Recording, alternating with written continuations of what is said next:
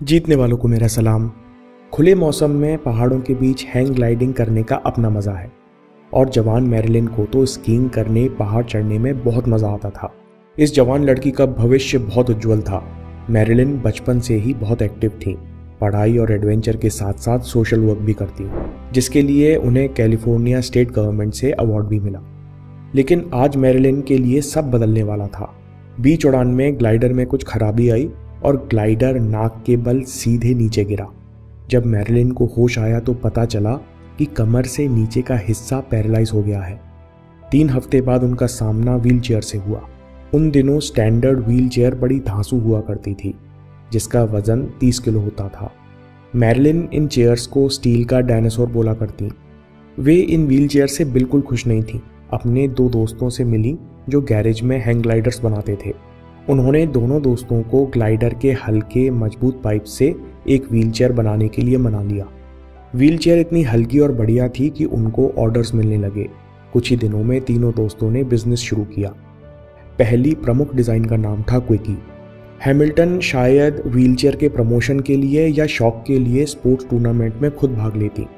1982 में स्कीइंग में winter Paralympics में उन्होंने सिल्वर मेडल जीता। फिर उन्होंने ज़िंदगी में पहली बार टेनिस खेला और 2 साल लगातार नेशनल चैंपियन रही।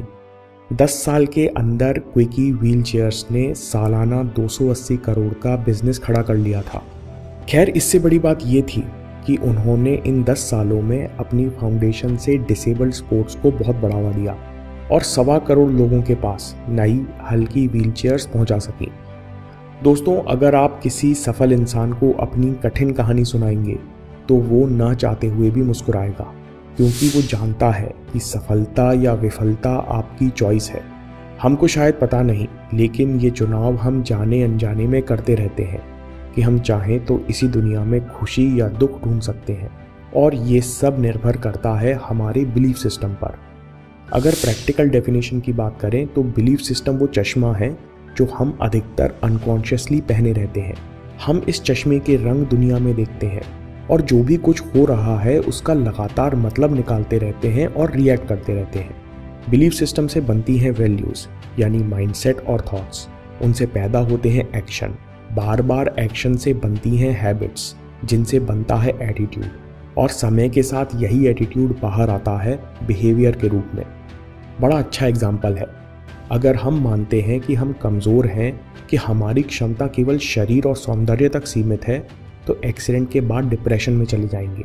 लेकिन अगर आपको भरोसा है कि ये शरीर की सीमाएं मुझे नहीं रोक सकती, मैं हमेशा इनसे आगे रह सकती हूँ, तो कितना भी बड़ा नुकसान या चोट आपको रोक नहीं पाएगा। मैरिलिन साहिबा के अंकल भी अपनी जवानी में एक्सीडेंट के बाद गर्दन से नीचे पैरालाइज्ड हो गए थे।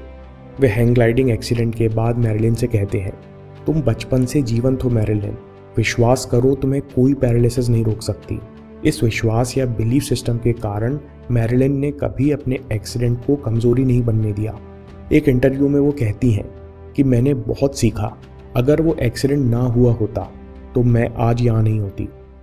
दोस्तों, अगर मैरिलिन के अंदर ये विश्वास ना जगाया गया होता तो वे शायद निराशा में कभी व्हीलचेयर की अपॉर्चुनिटी नहीं देख पाती, क्योंकि हम लगातार इस चश्मे को पहने रहते हैं तो इसके बारे में हमें पता ही नहीं चलता और इसी रंग के भरोसे एक्शन लेते रहते हैं। अगर हम अपने अंदर सही बिलीफ सिस्टम पैदा कर गए, एक बार इसकी जड़ें मिट्टी पकड़ने लगी, तो फिर बाकी चीज़ों पर विजय पाना केवल समय की दूरी है। सबसे ज़रूरी बिलीफ सिस्टम हमें अपने अंदर बिठा लेना चाहिए कि जो भी हो रहा है वो मेरे को नहीं बल्कि मेरे लिए हो रहा है। मैं फिर से रिपीट करूँगा, हमको एक बिलीफ सिस्टम अपने अंदर बैठा लेना चाहिए कि जो भी हो रहा है वो मेरे को नहीं बल्कि मेरे लिए हो रहा है। यानी जो भी हो रहा है उसका एक ही मकसद है, हमारी तरक्की।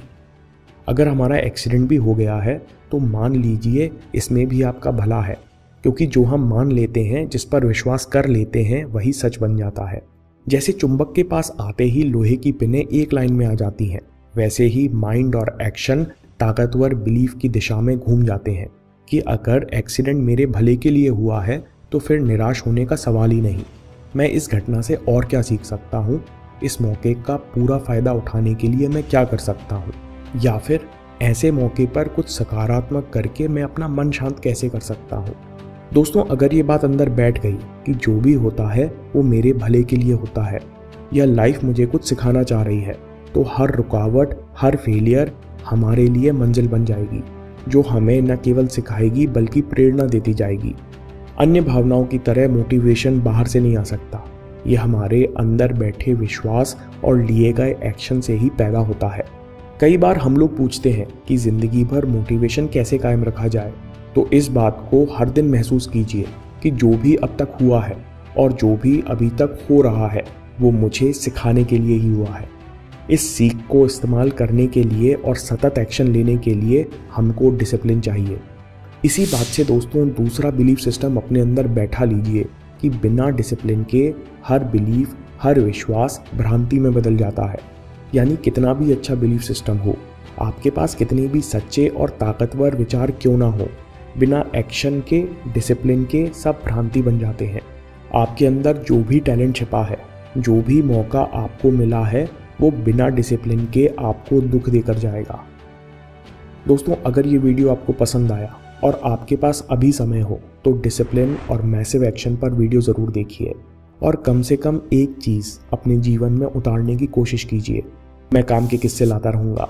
हिम्मत, हरकत, होशियारी, हम जीतेंगे।